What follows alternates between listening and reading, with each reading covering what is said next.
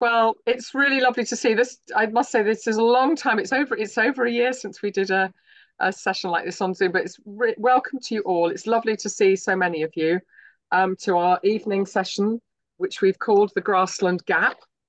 Um, I think most of you know about Herefordshire Meadows, and but we're I'm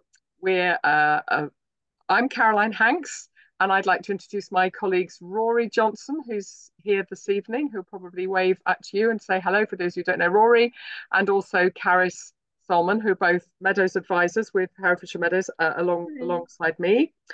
And we are really delighted um, to have Jo Riggall with us this evening, who is the Grassland Advocacy Officer for Plantlife. Um, we have been working with Plantlife, as many of you know, right from the time really when Herefordshire, well, from very early on, from when Herefordshire Meadows started as a discussion group for farmers and landowners on all things to do with diverse wards. And in 2018, we started working with Plantlife on the Nature Recovery Network pilot and the first of the meadows that we made, restoration projects we had in 2019. And then a Coronation Meadows project, which they included us in 2020. And then the Meadow Makers project in 2021. And during that time, we've got to know a lot of their staff.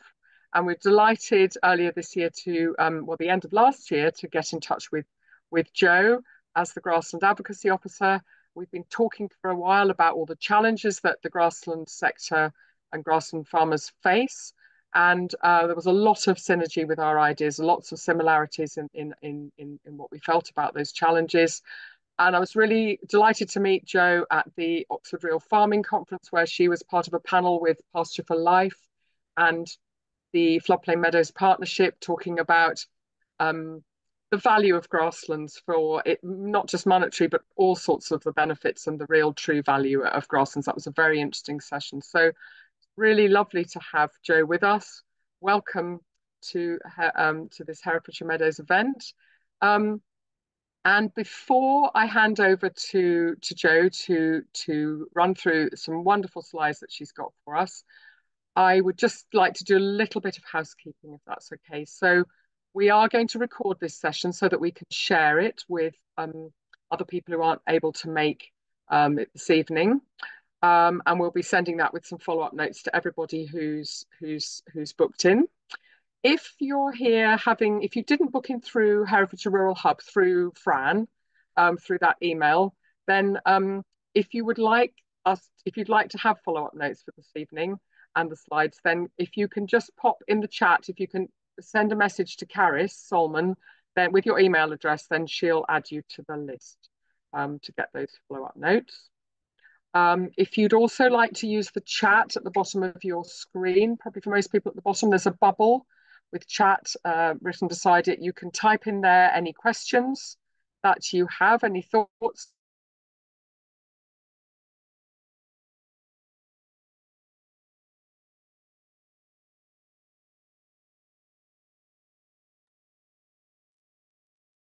Oh, I think it's Caroline that has frozen.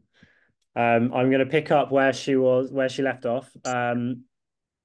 Oh, we lost you for a second there, Caroline. We were just talking about putting any comments or questions into the chat, and we'll pick up those at the Q&A at the end of the session. Good, thank you. I hope. Fortunately, it's not my talk, and it doesn't matter that I've got really awful internet. I'm very sorry about that. So I think without any further ado, I'm going to hand over to Jo to start her talk. So over to you, Jo. Brilliant. Thanks, Caroline. And just to say thank you, everyone, for joining this past 7 on a midweek evening. It's really appreciated. And also thanks to Caroline for inviting me, because whenever I mention Caroline to other Plantlife colleagues, they say, oh yes, we've done something with her, we've worked with her. So it's a real kind of joy to be here. So the Grassland Gap, this is going to be one of the main themes throughout this presentation. And it will focus mostly on England, but I will sometimes talk about the rest of the UK as well. And hopefully my slides, there we go. So I will cover a lot of ground, hopefully. And I'll be talking about all these things because, as you know, grasslands are incredibly exciting but complex. And another theme is going to be talking about how they're often undervalued and underappreciated. And towards the end, I'll touch on what we can hopefully do collectively together to take action for them. And so before this talk, as I was actually doing the slides, I was preparing to launch straight into the definition section, which can be quite dry, even if I admit it myself. But I thought, okay, hang on. We need to first kind of set the scene as to why everyone is here, 7 o'clock on an evening. And that's because I think everyone is really inspired by not only the beauty of meadows, but also the history, the livestock and the people that are inherent to the land. And at the bottom right there, you can see some artwork by an artist called Hefter. And I'm based just on the outskirts of the Yorkshire Dales, and she did an amazing exhibition on kind of Yorkshire Dales hay time. And then on the left, you've got a poem which talks about the smell of hay and the happy hills of hay. So yeah, I just wanted to kind of remind everyone why we're all actually here. And that's because we're all passionate about these incredible habitats and species within them and people who work them as well. So Plantlife, I keep describing us as a small conservation charity, but actually we're growing rapidly. I think we've now got more than 90 staff all across the UK, lots of volunteers, and we cover England, Scotland and Wales. And we've got 24 nature reserves, and all of these nature reserves have grassland to some extent. And as an organisation, we've got a number of priorities: species-rich grassland, which is what I work on, but then there's also temperate rainforest, nitrogen, species recovery, and peat-free horticulture. And I don't think this is a complete list of all the kind of grassland-themed projects, but as Caroline mentioned, many of my colleagues, our botanical advisors, have done incredible restoration work and species recovery programs. And there's a new project called Resilient Grasslands in Wales. So there's really loads of exciting work on the ground going on in Plantlife as well. So as I said, definitions, they can be really slippery, really tricky, quite dry. But I guess if you're thinking about policy and advocacy, where you're trying to attract funding, you're trying to measure the impact of things and interventions, then defining what you're trying to have an effect on is really important. So species-rich grassland, that is defined by DEFRA. And you can see the definition there, but it's really about diversity of plant species and also often fungi species as well. And I will, in this presentation, somewhat interchangeably use species-rich grassland and semi-natural grassland, because I would kind of talk about a spectrum where, for my purposes, if people could go on mute, that would be amazing. I think I can hear someone's dog. Thank you. Yeah, the spectrum of grassland, where the kind of gold standard is species rich and semi-natural, as you can see in this definition at the bottom, that is kind of more about the low input. It might not be gold standard species rich, but it's still really good quality, and it kind of reflects that traditional management and kind of low input management. And you'll have grassland types such as calcareous, neutral grassland. These are all semi-natural grasslands. And again, this is just a word cloud that kind of demonstrates how complex and slippery the definitions are for grasslands and the language that we use to talk about them. Obviously, in a farming context, pasture and meadow are probably the most kind of important and resonant. But you've got amenity grasslands like parks and road verges, you've got lays, etc. So it is quite understandably complex. And this lovely illustration just shows all the things that make up the ecosystem. So low nutrient levels, the hydrology, fungi, which increasingly people are becoming more interested in, and the relationship between those mycorrhizal fungi in the soil and the plant species, and also the vegetation structure, and importantly, the type of management, the mowing, grazing, cutting. So all these things combine to make up species-rich grasslands.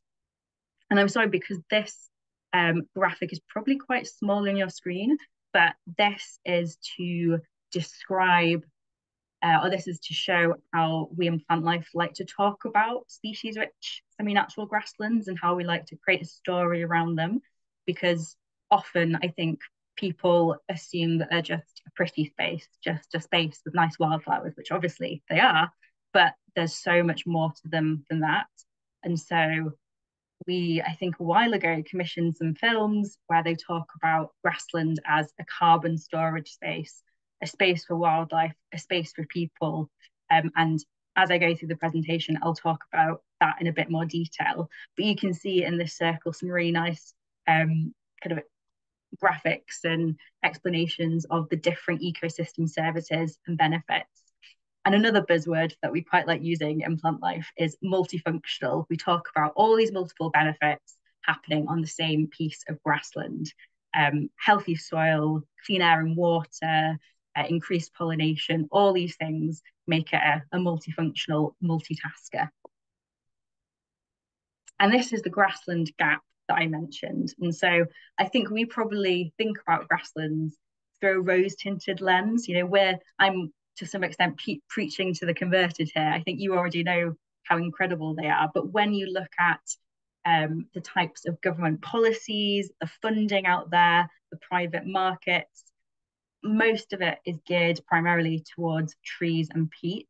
And just to highlight a couple in this table, and I will talk about most of these throughout the presentations, but you've got ancient woodland inventories, woodland national inventories, which monitor and map the woodlands. You've also got carbon codes for peatland and woodland, and these are missing for grasslands. So hopefully this just sets the scene when I talk about the Grassland Gap. And we're going to explore those in a bit more detail. But first, one of the things that I've been doing in Plantlife is leading a campaign to call for a grassland action plan for England. And there's a few reasons for this. One of them is that trees and peat, they already have action plans, and these are developed by DEFRA, endorsed by government, and they also have funding attached to them. They've got entire teams in DEFRA delivering these plans, and they also have things like scientific advisory bodies attached to these plans. So as a kind of overarching strategy and a way of tying together lots of actions for a particular habitat, they've been arguably relatively effective in the past for other habitats. So this is a campaign that we're leading, which hopefully lots of organisations can support, because ultimately they're agreeing that semi-natural grasslands are really valuable, but they need more strategic focus from government. And so it's things like we want better protection for existing species-rich grassland, from tree planting and appropriate development, also recognition of grasslands as a nature-based solution, and of course, more support for farmers and land managers. But before going into too much detail on this slide, I'll skip to the next, because I will be talking about all of this in later slides. So to tackle the first Grassland Gap point, limited DEFRA resource. So the top image that you can see, natural environment, trees and landscape, this is taken from DEFRA's organogram, and this is probably a slightly out of date one, but I can't imagine it will have changed too much. And as you can see, there's an entire team of people on forestry, woodlands and tree planting. You've got a peatland and soil team there as well. And couldn't really find anything that specifically name checked grasslands.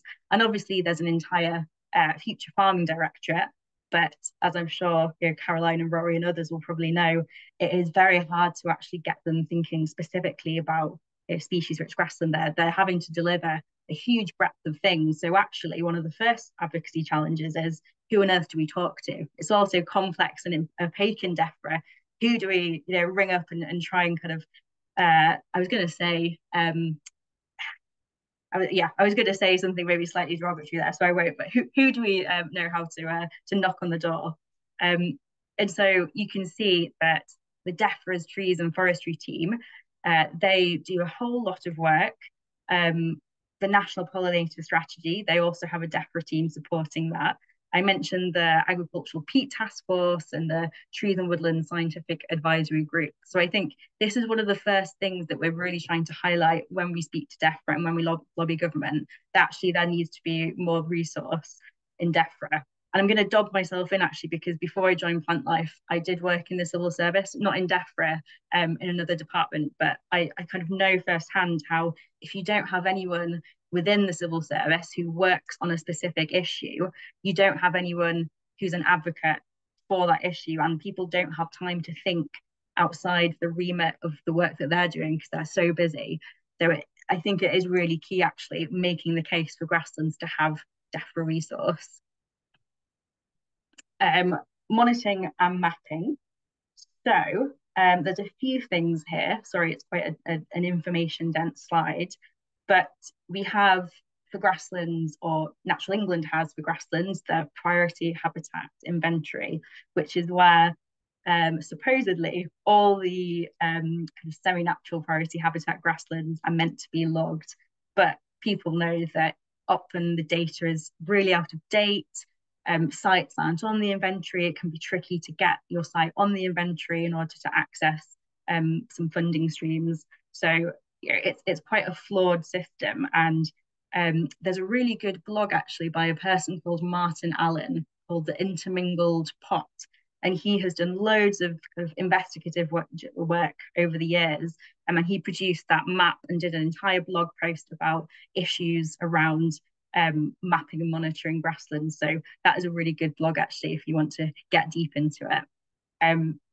But we did in Plantlife, we commissioned a report snappily titled Review of Trends in Grasslands Across the UK. And if you want some quite intense bedtime reading, then go and look at that, and I'm sure we can provide the links to you later.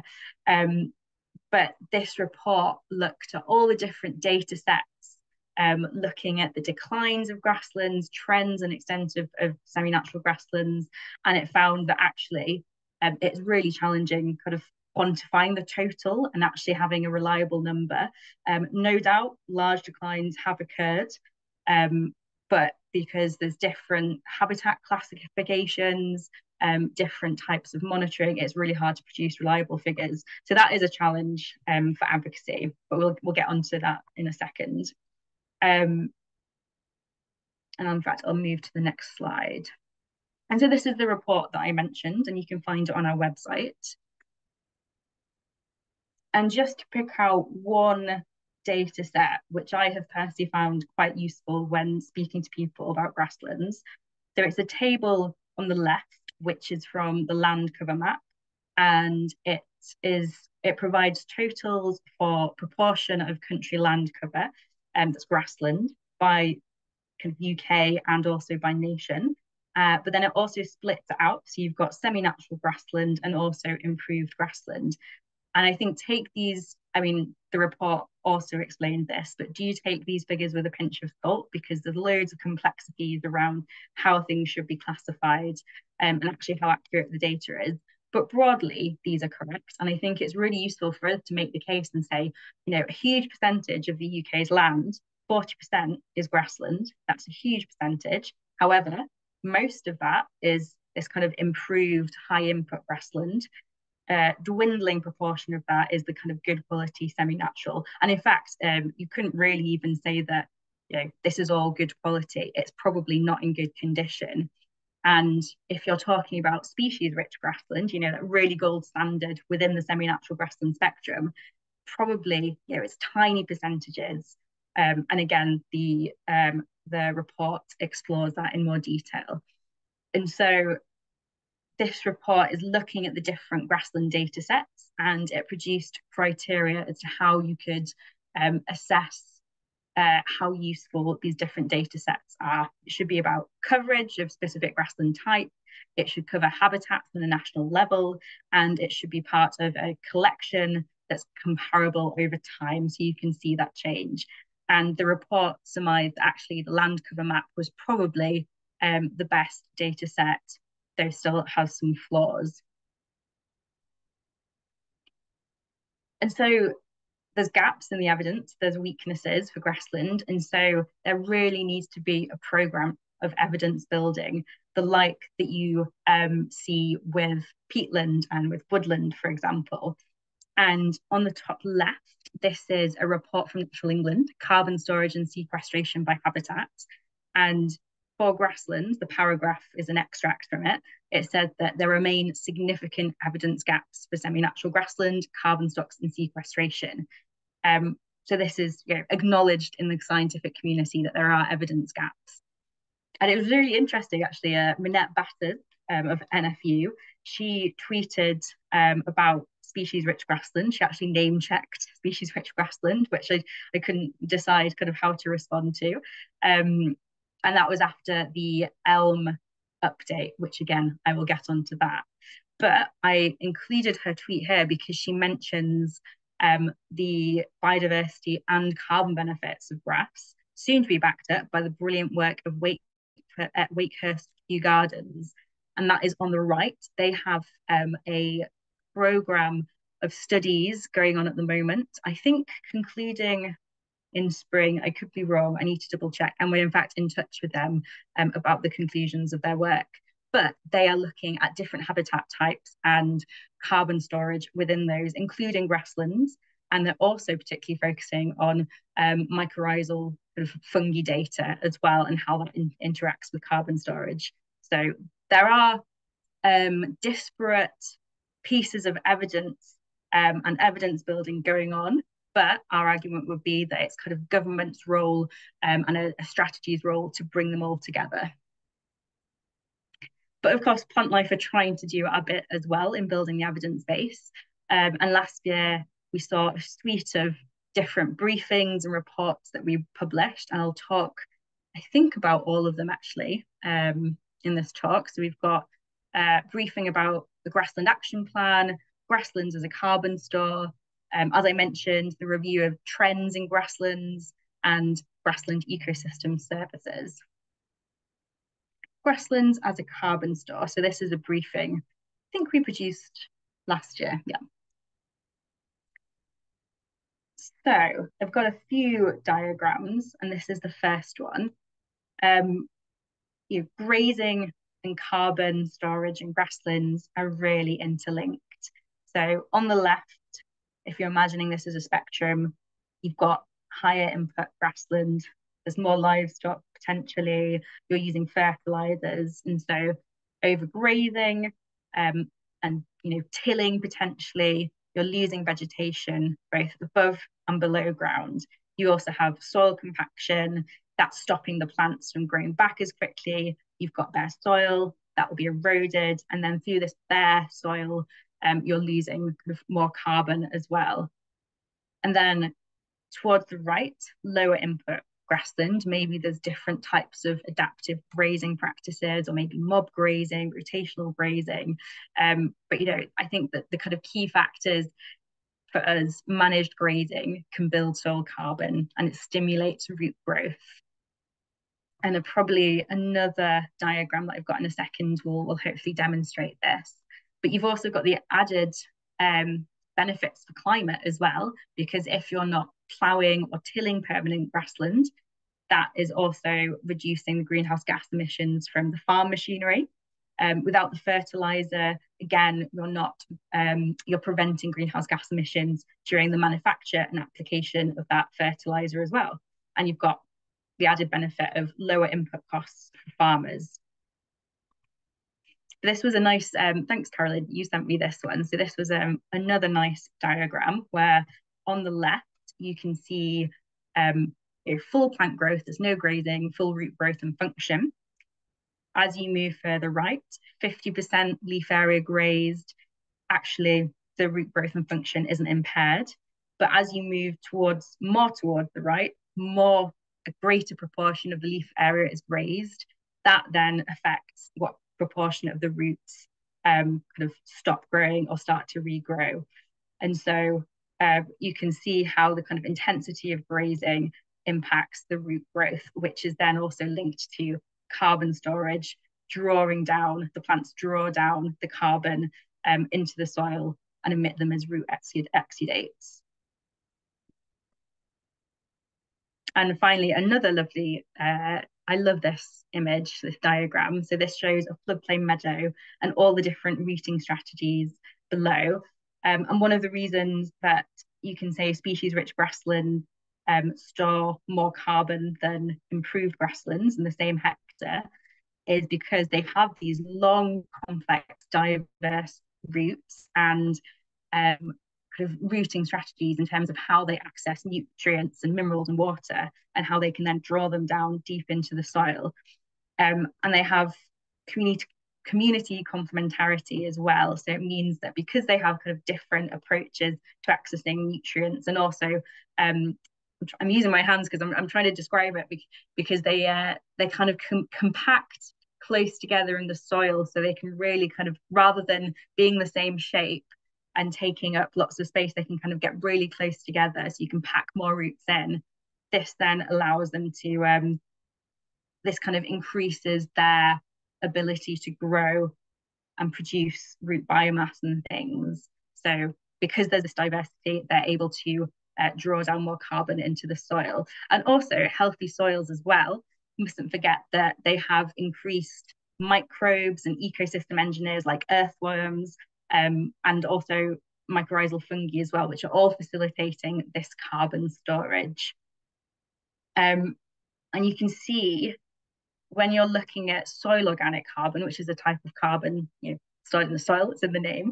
There was a survey done by the Countryside Survey, which is probably the best comparison of different habitat types and the soil organic carbon they store. You can see that acid grassland has the highest carbon storage per hectare. But we mustn't forget that actually a lot of, or a kind of proportion of that grassland is probably on kind of degraded peatland. However, it's still a lot of carbon, greater than coniferous and broadleaf woodland soil organic carbon. So this doesn't count the above ground biomass, the roots, the leaves in woodland and trees. So they will store more total carbon. But you can see these semi-natural grassland types, they store more than they store more than improved grassland and arable. And the Floodplain Meadow Partnership, they have been doing some research, and hopefully they're going to release it soon. But they have found that floodplain meadows estimated to store 109 tonnes of carbon per hectare. So obviously, woodland stores more total. However, an argument that we're exploring is whether the grassland carbon sinks could be argued to be more reliable than woodland. And I think it says wildfire predicted to increase 50% by 2100, but I think that is probably from international studies. I need to double check that. But that's the kind of argument that we're saying, because for grasslands, more of their carbon, or 90% of their carbon, is actually below ground in the soil. So it's actually a kind of securer, safer stock of carbon in the event of fire. There you go. So there's been estimates that around 2 billion tonnes of carbon have been stored in grassland soils in Great Britain, but there is the potential to store more with more appropriate grazing practices, for example. As I said, 90% soil organic carbon is in the soil and in the roots underground.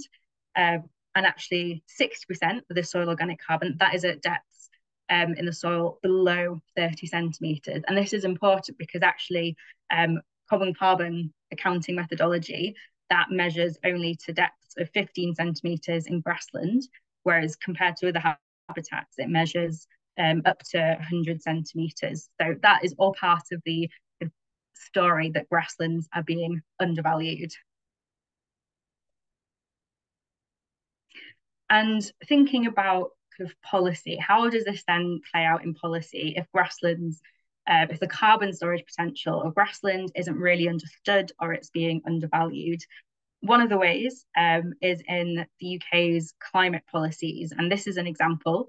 You've got nationally determined contributions. Now, countries that have signed up to the Paris Agreement, they have to produce these NDCs, and the UK has one. And it's basically saying, these are all the things that as a country we're going to do or we're doing in order to meet the Paris Agreement. And so I was doing a sneaky little word search through the NDC for grassland, obviously 0 results. But when you look for trees and peatland, then you've got the tree action plan and peat plan name checked, and you've got, you know, various initiatives for tree planting. So it's in Plantlife, we are trying to get semi-natural grasslands recognised as a nature-based solution, because across government policy making, they're not being recognised. And I think there's opportunity to change it as well, because by 2025, all countries will have to update their NDCs. So we're speaking to the government to try and make the case for grasslands to be included in them. Another example of kind of how it's playing out in policy. So you have climate nature funds. You've got the big nature impact fund, for example, and that's to help fund green projects around the country, including tree planting, peat restoration, water quality improvement projects. Woodland creation is being supported. Again, the Grassland Gap, whereas grasslands. You've got landscape recovery as part of ELM round 2. And it was just interesting. I was looking at it, and projects that contribute to net zero could involve, well, we would argue kind of appropriate grassland management contributes to net zero. Regenerative agriculture. So it mentions regenerative agriculture there, but there's no real, you don't really know what that means and what that entails. And so they have as well a list of wildlife-rich habitats could include acid or calcareous grassland. And I think my question was, well, what about neutral grassland? What about kind of lowland hay meadows? Why are these not included within this list? So these are just examples of, again, the grassland gap that I'm kind of banging on about. And so you've got policy and how that interacts with practice. And we've seen a plethora of woodland and peatland private market opportunities and companies. Woodland and peatland carbon codes I already mentioned. They are, I think, developed or very much in development. You've got private companies who are marketing services based on these, woodlands.co.uk, for example. And then there's landscape recovery round 2. And I think that there were some grassland projects I seem to remember. I need to double check.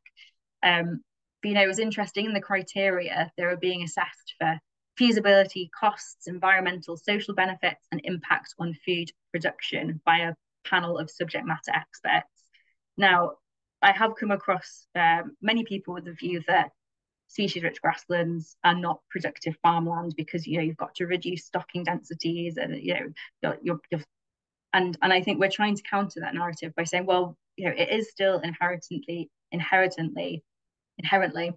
productive farmland. Farmers are still producing food and products, and there are different grazing approaches that they can take. So, you can imagine this panel of kind of subject matter experts looking at these projects and having that in the back of their mind. I don't know, but that is just a risk, I think, that plays out in this type of policy making decisions. And certainly when you look at the landscape recovery announcement, when they announced the project, there were mentions of peatland, woodland, again, grasslands are just missing out from being specifically referenced. But of course, speaking of carbon, this is just a kind of reminder that we're not talking about carbon tunnel vision. We're trying to make the case for the carbon storage potential, the climate mitigation, adaptation potential of grasslands to be better weighted in decision making about land use and in policy making. That's part of the argument. And so the next slide, this is about other incredible benefits and ecosystem services that you get from grasslands. And this is just a very quick kind of touching on the other report that we've got, Valuing the Vital, again, another snappy name, ecosystem services in UK grasslands.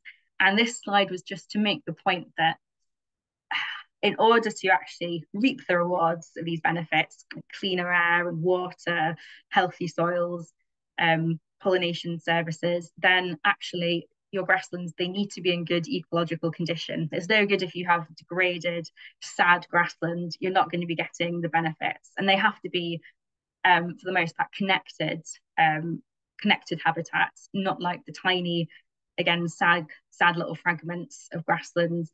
Obviously, every species rich grassland is important and it has its role to play, but I think for the type of landscape scale ecological recovery that people are talking about, you need healthy, connected grasslands. And the diagram on the left, this I think is it's a non-exhaustive list of indicators you could use to look at ecosystem condition when you're trying to assess the ecosystem services and kind of create a market for ecosystem services for grasslands.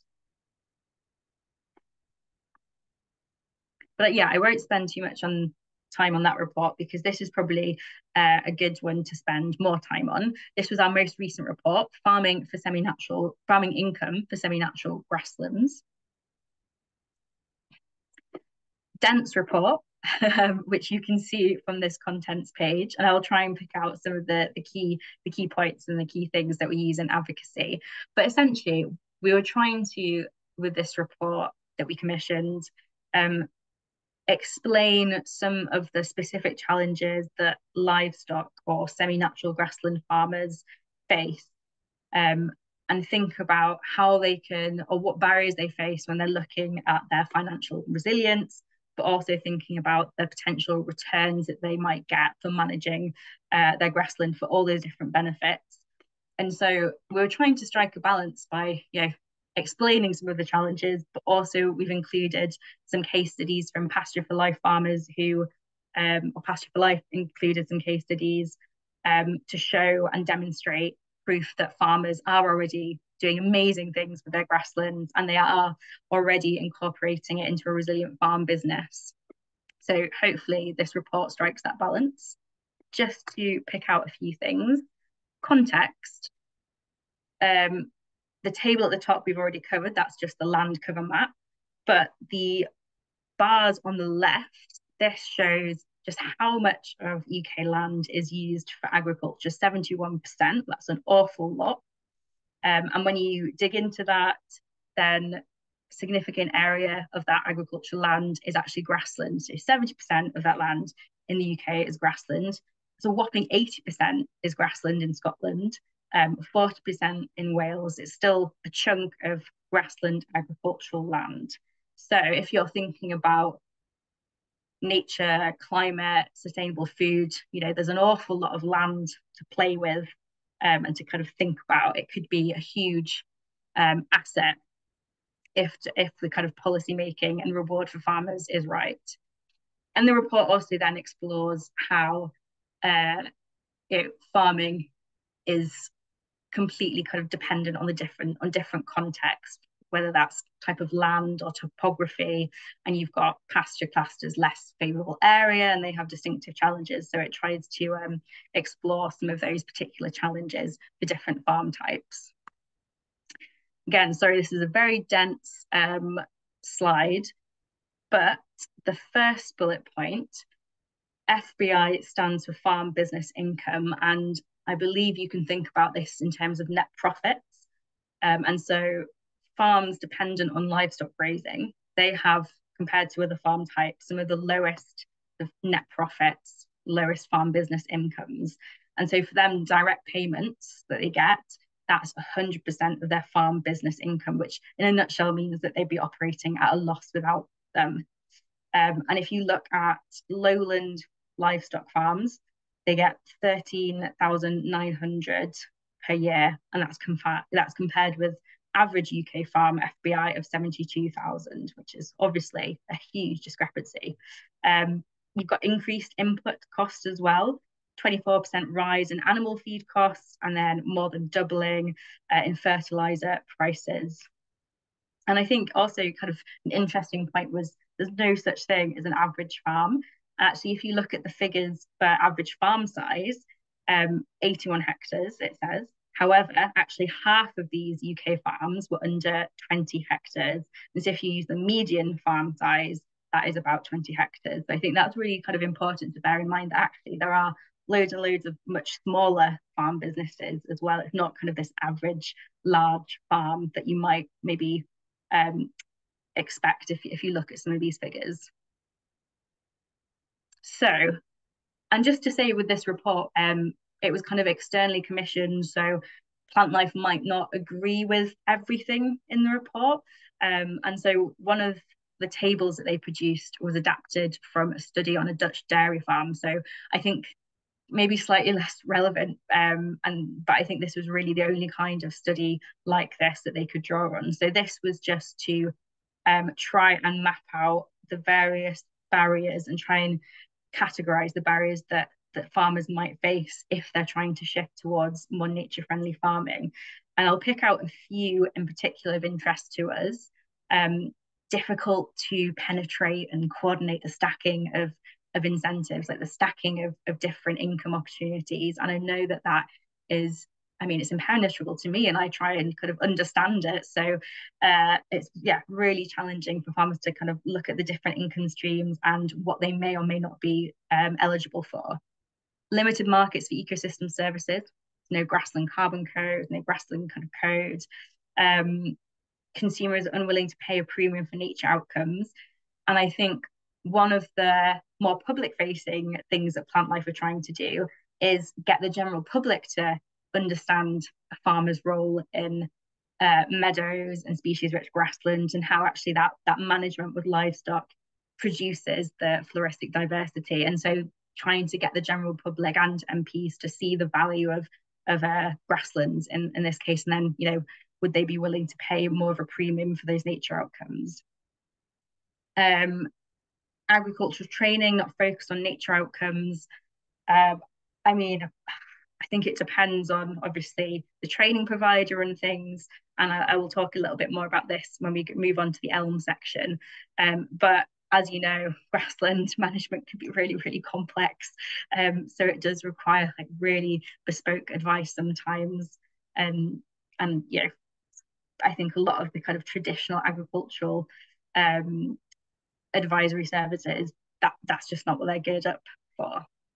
And finally, in the bottom right-hand corner, I've starred it because this is the one that I'm, I guess, really interested in, which is lack of coordinated lobbying activity, which is why I think organisations like Herefordshire Meadows, you know, speaking to DEFRA, the Grassland Action Plan, I think this is where there's real opportunity to actually try and get farmers and ENGOs and other organisations speaking with more of a joined up voice, because we're trying to kind of do we have the same vision for grasslands and farmers' role in grassland management as well. And then just to skip to a different report, which is farming at the sweet spot, and that was the Wildlife Trust and NFFN. And this was kind of an interesting one for me because it's basically, it was looking at if farm businesses reduce their reliance on external outputs like fertilizer, and then kind of made sure that their production relied on their farm's naturally available resources, then they could essentially increase profits.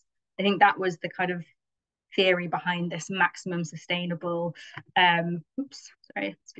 maximum sustainable output. And so that's kind of interesting because, you know, obviously for semi-natural grasslands, lowering inputs, reducing fertilizers, that kind of works. However, as you can see in the wording that I've highlighted, the report itself acknowledges that shifting farm systems towards MSO alone will not be enough to put nature into recovery. You'll also need creation and appropriate management of habitats, and there will need to be sufficient public funding that's linked to nature and climate outcomes. So I don't think I'm under any illusion that actually, you know, if lots of farmers did this, then they would be creating, you know, the species-rich grasslands that like we're kind of really, really interested in. But I think it's a really interesting concept and helpful probably to a lot of farmers who are thinking about what they might be able to do differently and how they can take first initial steps into moving towards maybe a more nature-friendly management. And this jumps back to our farming report and one of the case studies from Pasture for Life that I mentioned.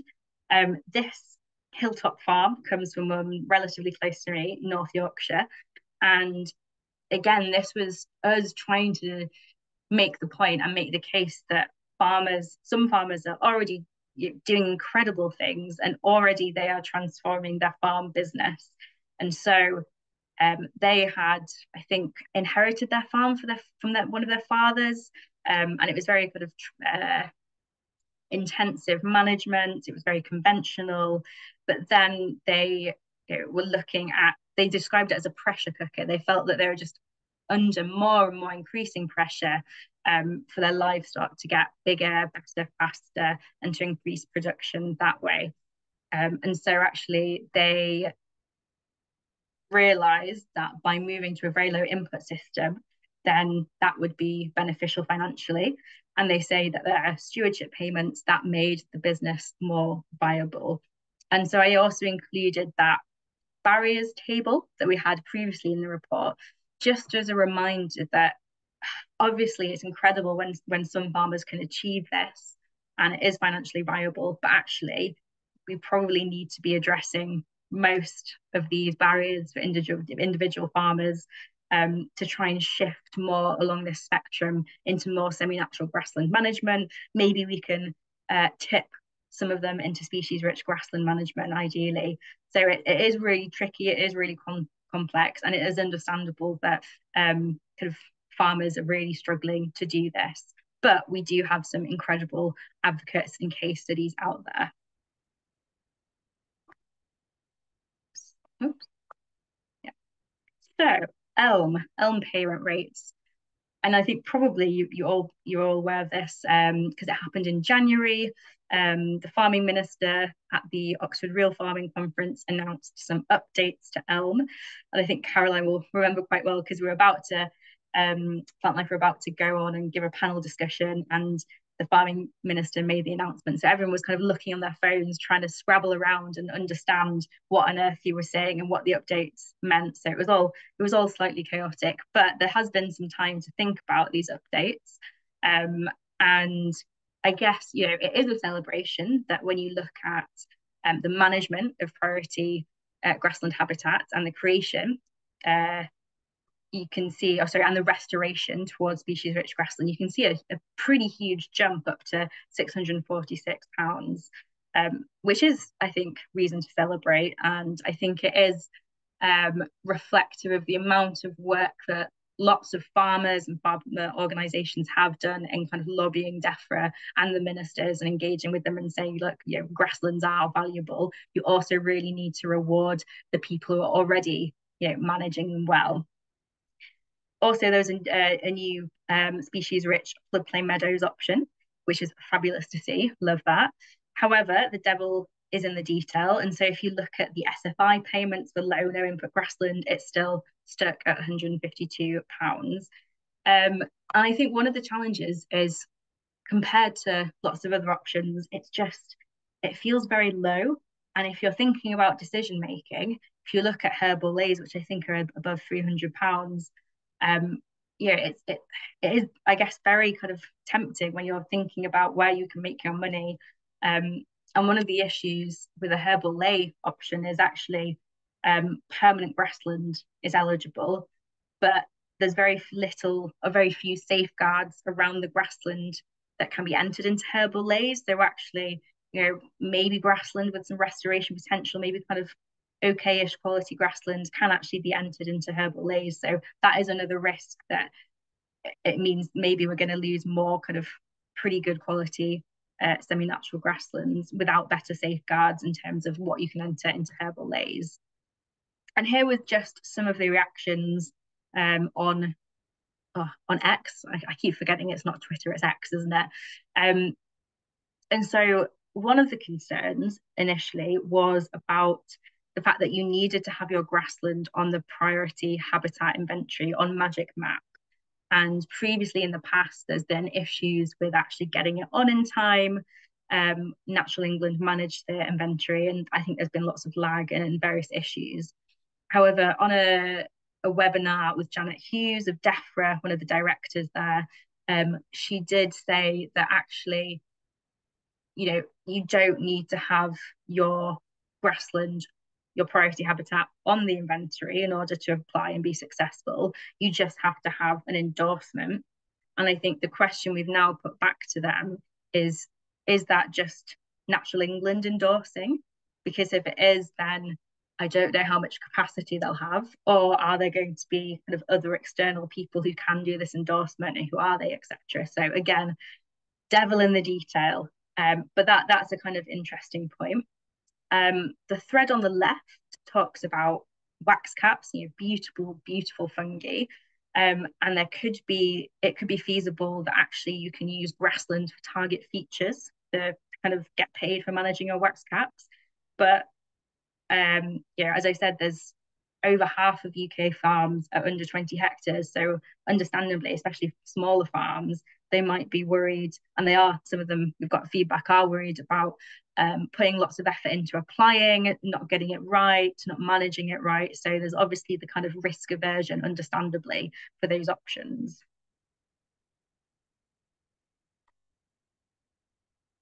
And this was another kind of scratching your head, what does this mean? What does this wording mean? And this is about the advice linked to Elm. And so it's quite impenetrable language again. It talks about better integration of the farming advisory service with other services, increase the level of funding available for approved external providers like farm wildlife groups. The question kind of who are those farm wildlife groups? We'll start funding more sustainable farming advice. People's definition of sustainable farming can be very, very different.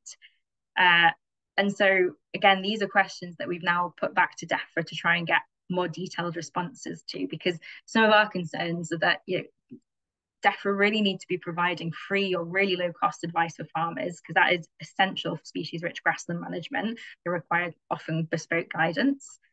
Need more detail on the type of advisory services that they will offer, because there's that big difference between farming advisory service, standard advice, botanical advice, etc.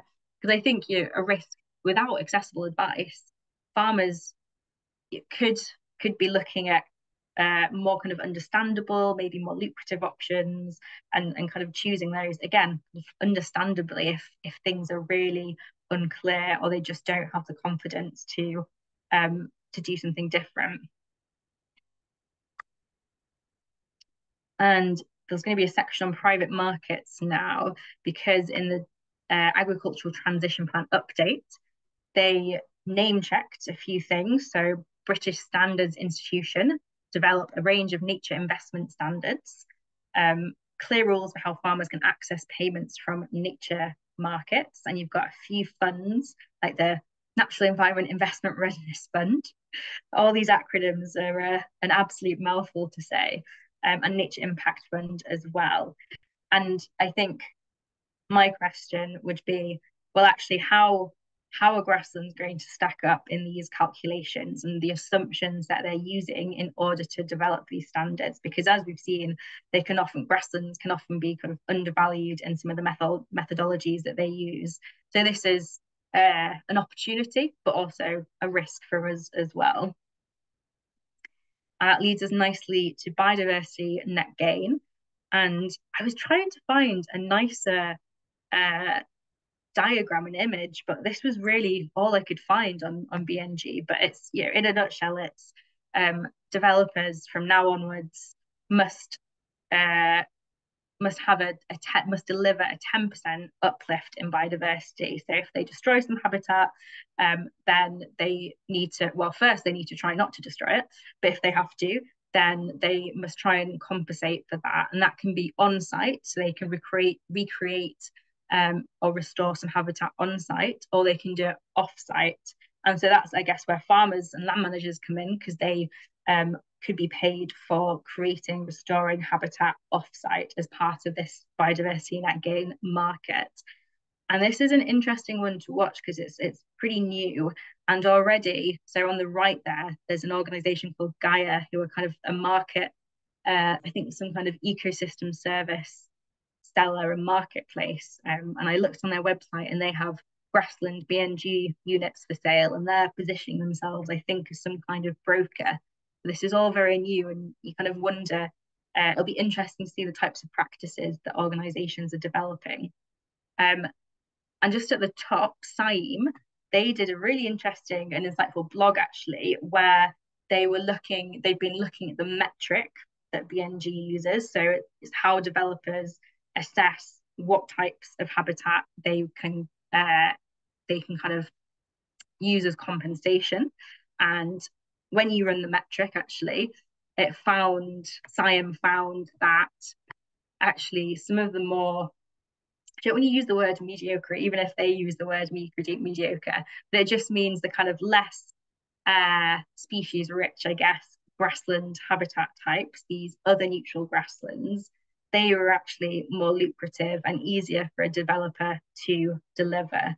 And so there's that risk that actually the biodiversity metric, it might perversely incentivize developers and land managers to go with these other neutral grasslands rather than kind of more species rich or the rarer or diverser grasslands.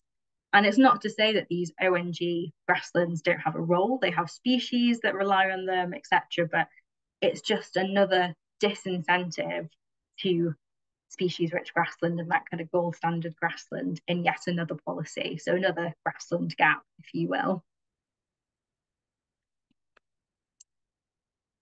To stick with the planning system, irreplaceable habitats. So this is kind of a mechanism within the planning system where development must really try to avoid developing on irreplaceable habitats. I think there are some mitigating circumstances that can, but there is a list of irreplaceable habitats where you shouldn't be developing. And so DEFRA have published an interim list, which, if you have eagle eyes, you can see there are no grasslands on that list. And the criteria by which DEFRA and government are defining irreplaceable, I think I had it written down somewhere. It's basically about the age of the habitat. You can't easily recreate it or restore it. Another one as well, I can't remember. Anyway, of course, we would strongly argue that the different species-rich, semi-natural grassland habitat types, they should definitely be on this irreplaceable habitat list, not least because actually for the kind of distinct plant communities and relationships with fungi and kind of soil, things going on in the soil, it's really hard to recreate that within a meaningful time frame. That's kind of, some people have even suggested thousands of years it would take to actually recreate those kind of like plant communities and interactions. So there is a consultation happening at some point this year, so we will definitely be responding to that. And speaking about irreplaceable habitats, one of the irreplaceable habitats that hopefully most of you will know and love is lug meadows, floodplain meadows, indeed a Lammas meadow, I believe, and Plantlife manages different sections of the meadow. And I really, really liked this quote. I thought it was a lovely example of how land and landscape are just so entwined. And it says, it's an area of land whose management helped to hold together the very fabric of past society.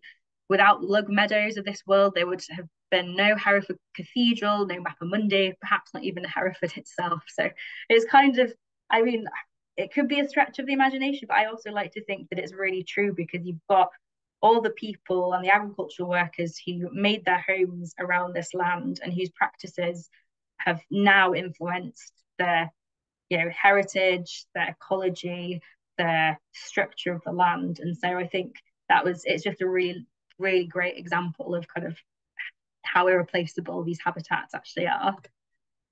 However, there is obviously a kind of caveat to this and a negative. So this is I think the actual development application, the planning application hasn't been properly launched yet. We're scouring the website, the government's website, to keep an eye out for it. However, there was a proposal for development, not on Lug Meadow itself, but it's land which you can see in the top left, which would be adjacent to the Triple SI. So it kind of borders the Triple SI land. And there's already an access track. And it's interesting because I was looking at the flooding map, the flooding zone, which you can see at the bottom right. And I think I'm right in saying that it's the kind of access road would be covered in the flood risk zone. And also the proposed development area is within Natural England's Triple SI zone of impact. So if there were a planning application, then Natural England would have to comment and get involved. And so, yeah, we are preparing to respond to this, and we will be talking about all the ways that it is an irreplaceable habitat and how development might impact the sensitive Triple SI, because one of the things that we will talk about is phosphate and also other pollutants from development, because we know the River Wye has a lot of phosphate, River Lug as well, which you can see in a crate from the Hereford Development Plan, currently failing with respect to the levels of phosphate. So yes, TBC, we should be responding to proposed development. And sticking with the concept of ancientness, so I'm really enamored with the idea of ancient woodlands, and so it seems the general public and also politicians as well. And if you look at the bottom, there's a screenshot when I just Googled ancient woodland, and you can see news articles, you can see projects, ENGO charities, websites as well. So it's really a concept that has kind of sprouted, taken roots, for want of a better metaphor. And at the top, there's a map that the people produced of 63 ancient woods threatened by HS2. I don't think there is an ancient grassland equivalent. And then there's the DEFRA guidance at the top, Keepers of Time, which is a lovely title, Ancient and Native Woodland and Trees Policy in England. And finally, there is a research paper I found called The Ancient Woodland Concept as a Practical Conservation Tool in Great Britain. So that has got people in Plantlife thinking about the concept of an ancient grassland, or kind of an old undisturbed grassland that kind of has had traditional management, continuous traditional management since a certain time point in history. And so we're really interested in this as an advocacy tool to capture people's imagination, the MP's imagination, and we've actually commissioned an invitation to tender. In fact, the deadline was today, for someone to develop definitions of ancient grassland, and also to develop kind of identification methodology. So how could people go about identifying ancient grasslands? And then the idea is that we would then develop a kind of plan around how we want to use this definition, and probably there'd be a fair bit of public facing media as well about it. So I think the report, or the kind of project, is going to conclude at the end of May. That might change slightly, but certainly towards the latter part of this year, hopefully we'll be able to talk a lot more about ancient grasslands, and that will become a kind of focus for us, which is really exciting. Okay, touch on nitrogen. Impacts on wildlife. We produced a report. We need to talk about nitrogen. You've got the impact of eutrophication or nutrient enrichment. That means nitrogen living plants outcompete the more sensitive species. Acidification is an issue, and that changes soil chemistry. Big impact on plants, lichen and fungi. Direct damage as well can happen. So things like leaf discoloration. And also, fundamentally, it is an impact. It is an alteration of the interactions between the communities and ecosystems, and that can have impacts on people's health, climate, crops, etc. And just to do a quick spotlight on ammonia, it has been a decline, 8% decline since 2005. However, the target by 2030 is 16% decrease. And there's evidence that agriculture source of 83 emissions in England, but obviously agriculture, that is a broad spectrum. And so one of the kind of things that we like to talk about when we talk about semi-natural grassland is obviously you're using no or less fertilizer and also pesticides maybe as well. So that is a way for farms to reduce their greenhouse gas emissions. And there was a study last year, which was interesting, saying agricultural emissions of ammonia have a greater influence than city sources for some of these cities, and therefore there should be action on this. Just skip through. So getting near the end now, when it'll be a chance for questions and some discussion. But here are a few of our policy asks, and we do have more detail or other ones that are less relevant. But obviously, we want a kind of strategic approach from government. We want them to be thinking about climate, nature, food, all not in a silo, all kind of in one team. And so that's why we're calling for a grassland action plan, because that, and with voices in support of that from farmers and other environmental charities as well, that is quite a strong, powerful message to say cross-sector people care about grasslands. For elm, there needs to be fair reward for farmers and land managers that actually recognises the value of these grasslands and the work that they put in. And that would mean a number of things, but for example, SFI payments for grasslands increased, and better safeguards around what grasslands can be entered into herbal lay options, because they're great for things like arable rotation, but there risks, farmers understandably may be deciding that actually permanent grassland that could be restored is better as a herbal lay. And there also needs to be accompanying payments, free or low cost tailored management advice. Investment in mapping and monitoring, semi-natural grasslands recognised as a nature-based solution to climate change. So whether that's the development of a grassland carbon code or grassland private market standards, there needs to be more incentives for kind of private investments that can go to farmers and land managers for grasslands. Ancient grassland definition, as I mentioned. What about an ancient grassland inventory like the ancient woodland inventory, although much harder to identify grasslands, but you can give it a go. Could there be a premium in elm payments for ancient grasslands? And there should be better planning system protections and also public political recognition of their value.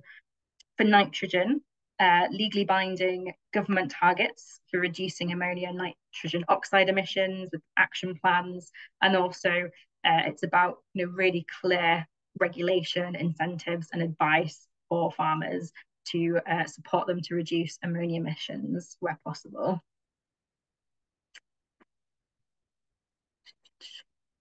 Connecting policy and practice, which is kind of it's the main reason actually to be here speaking to you, because I am in an office most of the time sending emails. I'm not the person who is on the ground actually experiencing grassland management and living it. And so, farmers' voices and experiences are central to policy making. And you've got the contrast of reality and what happens on the ground versus how the policy is developed and whether it actually works in practice. And I know that there's things like paperwork. So for example, one of our Plantlife staff, who was a farmer as well, we're on a video call and he once showed me his calendar, his physical calendar just behind him. And it was the most complex thing I've ever seen in my life, with so many deadlines and scribbles. And, he said it's just so much paperwork, so many kind of deadlines to keep track of. So that is a challenge that needs to be reflected in policy. The agricultural calendar, when people are applying to ELM, if they previously had time or not to put their grasslands, to get their grasslands added on the priority habitat inventory, that was a barrier. Weather as well. I mean, I don't think I need to say more about that. It's such a challenge for everyone. And also what kind of family peers are doing, and their perception and perspectives on things can be really important, obviously. And so, I think case studies could be really, really useful because it's often very easily relatable story of a farmer's own experience and explanation of their decision-making process. And it's also kind of digestible as well. And it's proof of how decisions have been made. And I think you could describe this as overall storytelling. And DEFRA have been using that with their farming blog. They often feature videos of farmers, and they have been experimenting with different ways of providing information and updates. Like they've got a podcast, or they previously had a podcast. And so I do think they kind of also are trying to make an effort and understand that it's about centering the different farmer voices, because really that's the most convincing and important thing. And so when I was in the civil service, one of my roles was working quite closely with the ministers. And I remember one of them, she would trot out the same anecdote of meeting one of her constituents, and she'd use it to illustrate a point and kind of illustrate a policy issue. But it just showed that actually that story had really connected with her. And I suppose you could argue, well, how much does one individual minister, how much power do they have? And maybe they were just, if you're cynical, just using it as a kind of a fun story and anecdote. But I suppose my point is that ministers are people too, even though sometimes they might not seem it. They will have their own interests and biases, and stories can actually really connect with them. And also, civil servants and people that you need to convince, storytelling and first-hand experience actually can be powerful evidence, alongside all the various reports and studies and things that need to be part of it too. And that's why demonstration walks and MP visits can be a really good way of showcasing and getting time with a minister to kind of showcase the work, the challenges, the benefits that you're seeing. Last year we hosted Trudy Harrison, one of the ministers, at our site in Ranscombe Farm, and it was a flying visit. It was a nightmare to organise, to be honest, but it was worth it because we were able to trap her in a Land Rover for 20 minutes while we drove round and speak to her and get another meeting. So I think visits can be really, really useful. And then there's also contributing to the evidence side as well, with botanical fungal surveys and taking part in citizen science. So in Scotland, as an example, with Pasture for Life and I think the Cairngorms National Park Authority, we have a trial called the Cairngorms Mob Grazing Trials. And it's around mob grazing, obviously, but part of that project is providing free training for botanical surveys to farmers and citizen scientists who kind of partner and work with the farmers to monitor the impact they're having. There's also carbon data, which I know Caroline has been involved with. There's Thames Valley, as an example. There's also the Thames Valley Wildflower Meadow Restoration Project, which works with the Floodplain Meadow Partnership and funded by Ecover, but they have been collecting data on carbon storage in floodplain meadows. So I guess evidence building is really key, but that's all to say, I know that farmers have been some of the busiest people I've ever met in my life. And so it's all very well and good to say, we'll do all these things.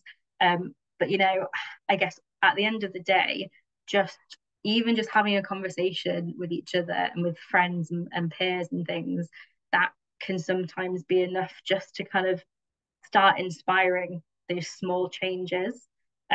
Because as I was saying before, storytelling and kind of inspiring and showing how it can be done in practice, that can sometimes be more convincing to someone than reading a report and getting all the evidence.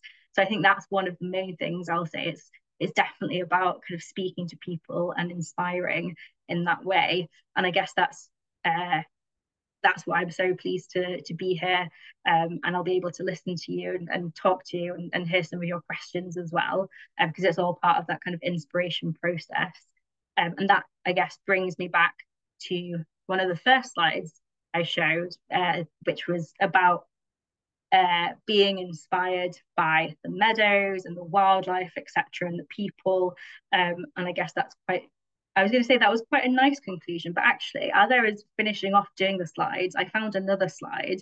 Let me just get to it.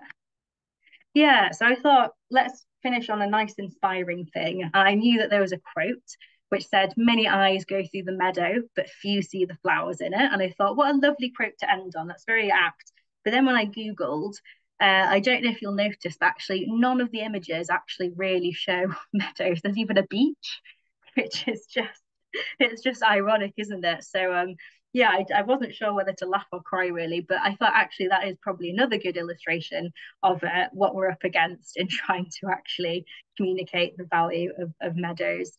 But I will, yeah, that is my final slide. So just, yeah, thank you so much for listening and bearing with me through all those slides. And really looking forward to hearing your views and perspectives. Cheers. Great, Jo. Thank you very, very much. Amazing slides. Thank you for taking us through that. I think despite the challenges and the gaps that you've highlighted so clearly, there's lots of positive points to take away from that, and also lots of resonance with the things that we're already doing here. Many of our members are already doing those kind of plant surveys, not just those who've been restoring meadows with various project funding, but doing that anyway with existing very lovely species-rich grassland. And the work that they're doing themselves. And we've had a delegation from DEFRA and the Welsh Government with us in Herefordshire for the last couple of days. So we've been talking about all these kind of needs, the evidence gaps that we need to fill.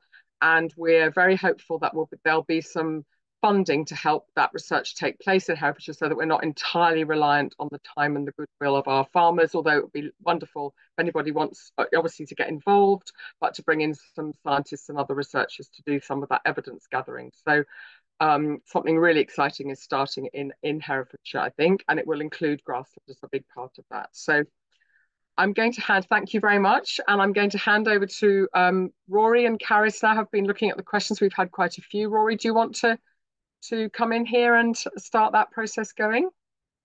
Yes, great. Yeah, so we've got a few questions in the chat. I'm just going to pick up them in order. So we've got one. This is on carbon, so from Anna, and I think this probably delves into potentially another gap. And the question is surrounding about is talking about farm carbon audits.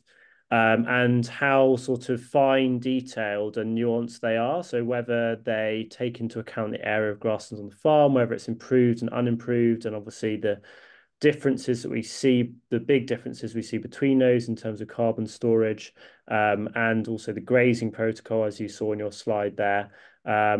So I don't know whether you have any kind of interaction, Jo, with some of those toolkits that are out there and their ability to really capture some of those nuances within grassland systems. Yeah, thank you so much for that question. So I'll try and keep it quick because I realise I waffled on a fair bit. But no, we don't have interaction. There are organisations, obviously, like the Farm Carbon Toolkit, and so we do want to speak to them. But based on some of the scientific literature that comes out, all the things that you mentioned, like grazing regime and types of livestock and things, that all makes it really complex to actually measure the carbon. And so hopefully we're looking for one of those audit organizations, or maybe even a kind of collaboration to one day soon produce something that can go some way in kind of capturing grassland carbon storage and the impact of management practices. But I don't think they're there yet. But that is something we want to look at and speak to those audit organizations.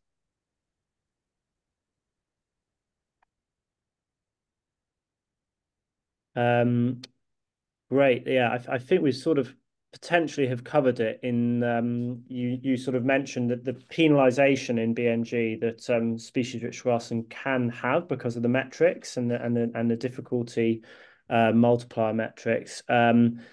That leads into another point from Anna about what you see the future for species-rich grassland restoration and creation is under BNG as a consequence of that. Do you think that it's going to be there's going to be kind of limitations in terms of how much it's explored? Yeah, so at the moment, as I understand in the way the kind of policy and guidance, there aren't obviously any limitations about which habitats developers can create. What I think we're really keen on is monitoring, and the government will be to some extent monitoring this using what's it called, registers, where they kind of register the types of interventions happening in BNG, monitoring which ones developers are going for. And obviously if they are really always going for other neutral grassland rather than kind of meadow options, then that is something that we'll be flagging to government as an issue, and perhaps that is something that can be explored, some kind of prioritization approach.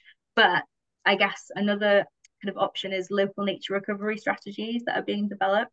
I mean, they're almost seen as like a panacea for everything, but to some extent, they should be also identifying areas in their geographic area where certain interventions should be targeted. So that could be another route into kind of being a bit more strategic about what different types of BNG interventions happen where. Great. So another glaring gap we feel, and this is, I think, in terms of the schemes. So we've had some comments. So Tom and also Caroline's fed into this. One of the reasons kind of, we exist and do restorations is because there are very limited options to in between GS2 and GS6. And thinking about whether or not having a range of gradated grassland options in SFI or stewardship at different levels of species richness to help people in that transition. Is that something Plantlife are thinking about? Are you advocating for? Is that, that feels like a big gap, particularly now when there's such a great difference in those payment rates between those two? Yeah, so it's something that we are definitely exploring, and I think we can now take more of a proactive view on it now that we've got the countryside stewardship payment rates finally published, and you can, as you say, see the big difference between SFI. So that kind of gradated approach, where you're getting people on a journey, I think would be good. And I guess my point of concern would be, well, the kind of the kind of higher end of that species rich grassland spectrum, that would need to be enough money to make it worth it for farmers to continue progressing, for want of a better word. But no, you're right. I think it's something that we need to start speaking about with DEFRA, really. Good. That's something I think that we feel should be much more graduated. It would be fantastic if it could be more subtle and more nuanced to take into lots of things into account. I'm aware there are some other questions coming up. Caris, have you got any questions there that you'd like to put? So another one from Anna that was an interesting question, which you might be able to give your insight on, is the potential for environmental impact assessments to act as a barrier to restoration. So, for example, if an old neglected meadow has become overgrown with scrub and is quite mature scrub, clearance of that to restore the habitat might be subject to an environmental impact assessment. That is a really interesting point, actually. Because so often we come across people getting in touch with Plantlife saying there's this bit of land and they're concerned about development and kind of changes to the land use. But actually, you're right. If farmers are concerned about the EIA screening process, and if it's kind of logistical barrier, then you're right, that is a barrier potentially to meadow restoration and clearance. And I guess I'd be really interested in if there's any examples of people coming across this in practice. That would be really interesting for us to kind of to log, so that we can use that as evidence, that this is an actual barrier that people are facing. It's a good point, yeah. Yeah, it sounds like, you'd like to know more as well. Anna, I don't know if you had a specific case in mind when you posed that question. It's just a result of several conversations I've had recently in the Wye Valley with farm advisors and farmers, and it was highlighted in one particular case that the site might require an environmental impact assessment, and I understand that it's quite a costly procedure. So I'm currently trying to get to grips with the rules, and they're quite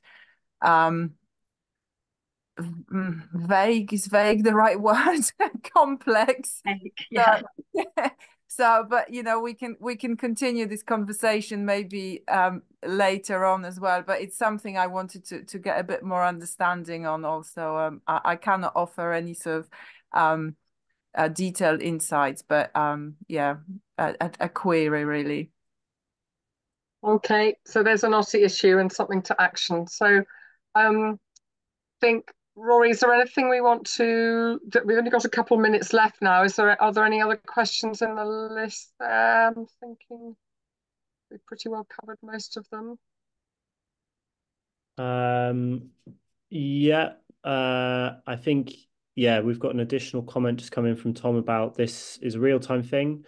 And this is a general comment, I think, about the challenges, as you've already said, Jo, about appropriate management for these habitats. And again, this probably feeds into that kind of gap when it comes to funding support as well, I would imagine. But also that gap of, machinery that's available there too. And all of those kind of work against this, specific habitat and species-rich grasslands. They sort of penalize it. They create more barriers and challenges. So I don't know whether, and particularly smaller fields is what Tom's saying. I don't know whether Tom, you want to jump in here, actually, because I'm just speaking on your behalf. Do you want to say anything on that, Tom? Sorry, that's very. Can you hear me? Mm-hmm. Yeah. Oh, thank you. Sorry. Yes. You've said you've exactly summed it up from the comments I made. I mean, with us, the problem is that the smaller, more complicated fields tend to have more complicated topography, narrower gates, more trees in them. All the things that are lovely and good, and they are really suffering because I can't get them properly cut for hay because nobody's kit is the right size and nobody's prepared to spend the time cutting around complicated banks and around the edges of wiggly hedges. And I mean, we all know this stuff, but it's much, much harder if you take away the grazing pressure. So you have a much, much more sustainable system in terms of, stock only in the winter and no stock in the growing season and all that. That's lovely, but then you have this loss of grassland to scrub because you're not keeping down the woody growth because the farm machinery can't cut the hay. And I think personally, if there was a real emphasis on encouraging a sort of common kit for quote uneconomic management of small fields for hay, it would be really helpful. What we've had to do is to strip the fields every few years really radically. I mean, take out even the thatch and the topsoil in order to recover the surface. But that's a immensely expensive and disruptive thing, and one would not want to do that regularly. So that's really interesting, Tom. I think you and I have had this conversation sometimes, haven't we? And I think one of the really hopeful things, interesting things about the new options is that there are at last options coming in which reflect more of a mosaic of habitats.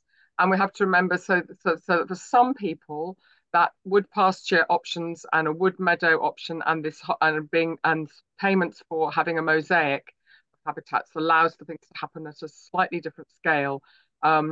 And I think there's still huge scope for having more options that allow for different grazing regimes as well, and to make the prescriptions much more flexible. So I don't know if you want to say anything about that, Jo. I think the understanding of the important role of animals in this is not as nuanced as it could be. Yeah, definitely. Thanks, Tom, for that. I guess another. Could I just add one observation before you answer, which is that we are being fined at the moment for having claimed payment for land which has got quotes too many bushes, is too complicated, too near a stream. Exactly the kind of land that one ought to be encouraging to be a kind of complicated mosaic, as how Caroline was saying. We're actually being fined every year for having had the temerity to claim this was part of our fields, when in terms of formally they are part of the fields. But we had somebody around from DEFRA who just said that we were overclaiming, and that really is incredibly unhelpful in terms of flood management and soil retention if you're encouraged to farm in straight lines all the time. Mm. Yeah, oh, that's frustrating. And I guess that, yeah, Caroline, as Caroline said, kind of more flexibility in how you manage would be ideal. The only other thing I was going to add actually was, as I mentioned, the advisory service, kind of DEFRA trails, but haven't really said much about, and the kind of more support for farmer facilitation. I mean, ideally, could that include funding for farmers to share that kind of really niche machinery? I think that's a question that would be put into DEFRA, because exactly right, if you don't have access to the machinery, you're not going to be able to manage it in the ways that they want and you want. So yeah, and the final thing is also native seed supplies as well. That's something we want to encourage more government investment in. Yeah, absolutely. Great point to end on there. So I think we're going to thank you, Jo. Thank you, Tom, for your questions. Thank you for your questions. We're going to wrap up there now, because we've come to the end of our allotted time. I want to thank you all very much for coming along. I'd like to thank Rory and Caris for all the work they've done this evening as well. And a big thank you to Jo. Thank you very much for your presentation. Jo's very kindly said that we can share the slides and the recording, and we'll send up some follow-up. We'll send out the links as a follow-up email, and you can keep your questions coming and comments. We're really interested to know what they are. We've got this great opportunity to interact with DEFRA now as this research project is being worked up. It's never going to cover all the questions that we have about grazing systems and different sorts of diverse swards and all the ecosystem services they're providing. I think there's lots more work that we can do, and we look forward to working with you, Jo, at Plantlife to continue this discussion. So thank you very much for being with us this evening. Can we give Jo a virtual clap of hands? And thank you for coming, and keep in touch and feed in your thoughts. It's lovely to see you all. Thank you very much.